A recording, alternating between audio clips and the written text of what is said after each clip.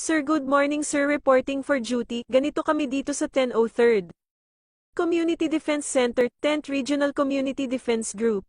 Kami ay nabibilang sa Headquarters Company, at kami ay Ready Reserve Infantry Battalion ng Reserve Command Philippine Army, laging handa sa anumang tawag ng tungkulin.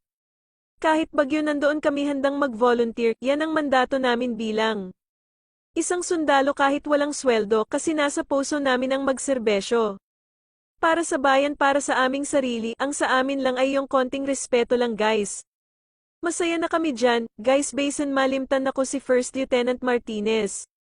Madam, good morning madam, og si First Sergeant Albo. Among company First Sergeant, first good morning First Sergeant. Sa lahat na nandito sa kasina, magandang umaga mga ka-sergeant.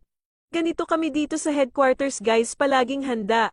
Palaging handang comment sa pasalubong ng aming mapagbigay na company commander.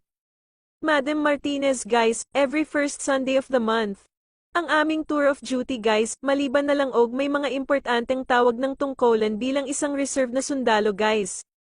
Gagampanan din namin yung 21 guns salute guys, yun bang full military honor kapag may kasamahan tayong namamatay guys. Pagkatapos naming kumain guys, mag-drills mastering din kami, mag-lecture news dissemination, command conference, at marami pang ibang gagawin sa loob ng